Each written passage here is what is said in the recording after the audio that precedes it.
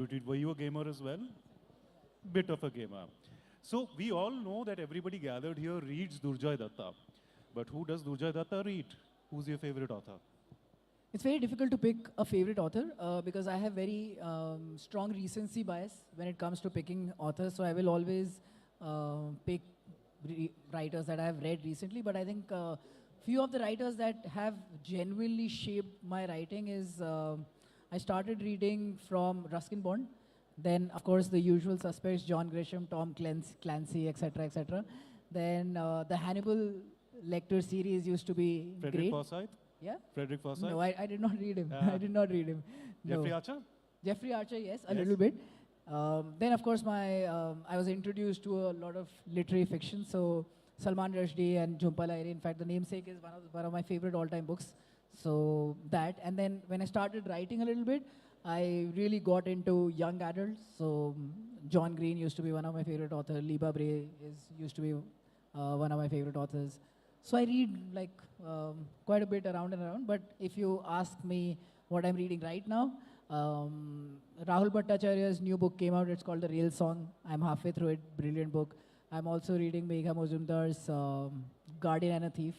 I've just finished it. It's great. She wrote another book called A Burning. So both books are great. Also, one book I think is essential reading for everyone. It's a non-fiction book. It's called The Age of Empire. I think everyone should read it. Before reading that book, I used to think of AI as this magical tool that will change everything. But now that I have read it, I think we are overstating its intelligence per se. It's an essential read. I think everyone should read it. The name is The Age of Empire by Karen Howe. Now the most important question, my dear friend. Are you a Potterhead? So the thing about me is that I read a lot of books and I promptly forget it.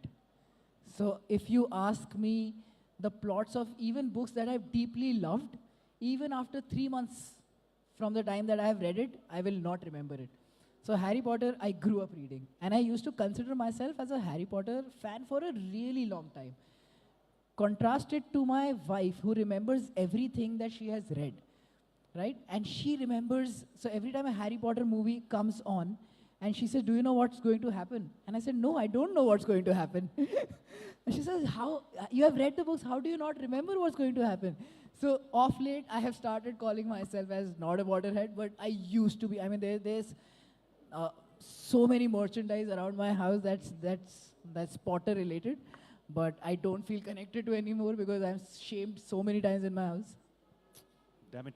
I have read the books like 5 or 6 times, each and every one, because they were the perfect escape for me when we were growing up.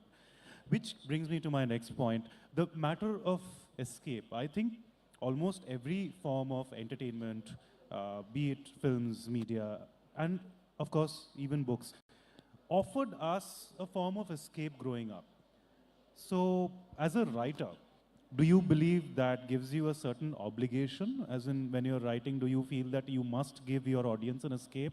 Or would you rather just provide a bit of a societal mirror in what you're writing through your characters, their characterizations?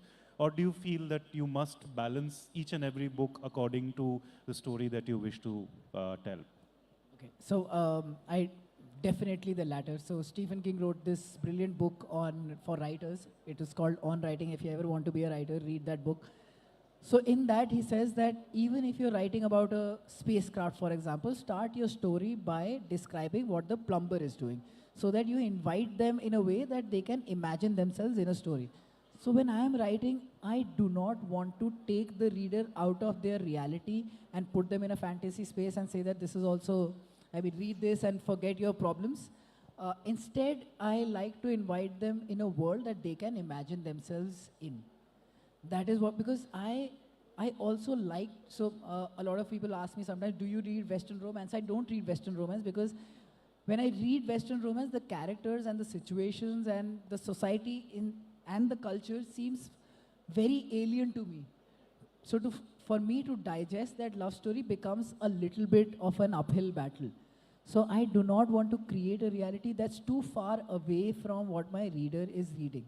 I think that is, and that's not because I want to make the reader feel something, that's because I like to read those books where I am invited into that world that is slow, that feels like mine. I mean, the book that I just talked about, Rail Song, by Rahul Bhattacharya, it is about a Bengali family. So the minute I open the page and see that a Bengali family, and it's not even current times, it's in 1974. So the minute I start reading it, I'm immediately in that book. I'm like, okay, he's talking about me. So I want to give readers that feeling because, see, one of the greatest superpowers that books have is that once you're reading a book, there will be a point when you're reading something and you'll be like, I have never told anyone this. How does this writer know me so intimately? And I aim for that.